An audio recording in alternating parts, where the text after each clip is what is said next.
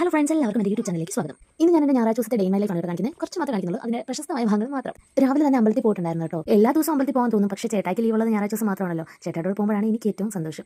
അങ്ങനെ അമ്പലത്തിൽ പോയിട്ട് വന്ന് നേരെ ഞാൻ തുണി എഴുതാനായിട്ട് പോയി കേട്ടോ. കുറച്ച് തുണി ഉണ്ടായിരുന്നു. മഴക്കാലം ആയതുകൊണ്ട് തന്നെ വീഡിയോ ഒന്നും എടുക്കാൻ പറ്റിയില്ല കേട്ടോ. അതിനുശേഷം കുക്കിങ്ങിലേക്ക് കടന്നു. ഇതിപ്പോൾ ഉണ്ടായിക്കൊണ്ടിരിക്കുന്ന ചിക്കൻ കറിയാണ് കേട്ടോ. ഞായറാഴ്ച ദിവസം സ്പെഷ്യൽ ആണല്ലോ, ചിക്കനോ ബീഫോ മീൻകറിയോ എന്തെങ്കിലും ഇല്ലാതെ പറ്റത്തില്ലല്ലോ.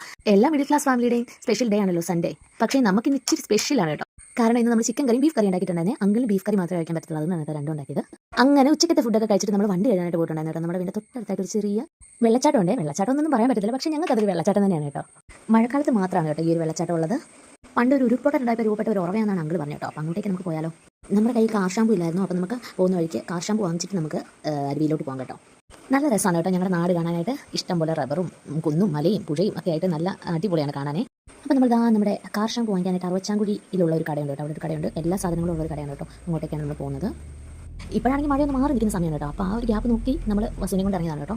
മഴക്കാലത്തെക്കുറിച്ച് പറയുകയാണെങ്കിൽ എൻ്റെ കുട്ടിക്കാലത്ത് എനിക്ക് ഒരുപാട് അനുഭവങ്ങളുണ്ട് കേട്ടോ. നമ്മൾ ഈ മഴ നന്നായിട്ട് ശക്തമായിട്ട് പെയ്യുന്ന സമയത്ത് നമുക്ക് വെള്ളം ഉറവ വരുമല്ലോ. ആ ഉറവ കമ്പിട്ട് കുത്തി ആ ഹോൾ വലുതാക്കി നന്നായിട്ട് വെള്ളം വരുത്തുക, മഴത്തുള്ളി ഇത് കണ്ണി വെക്കുക, അങ്ങനെ അങ്ങനെ അങ്ങനെ ഒരുപാട് ഓർമ്മകളുണ്ടല്ലോ നമുക്ക് എല്ലാവർക്കും. പിന്നെ നമ്മൾ കടന്ന് കാർ ഷാമ്പു വാങ്ങിച്ച് നമ്മൾ നേരെ നമ്മുടെ വെള്ളച്ചാട്ടത്തിൻ്റെ അവിടെ എത്തിയിരിക്കുകയാണ് കേട്ടോ. ഇതാണ് നമ്മുടെ വെള്ളച്ചാട്ടം, നമ്മുടെ കുഞ്ഞു വലിയ വെള്ളച്ചാട്ടമേ.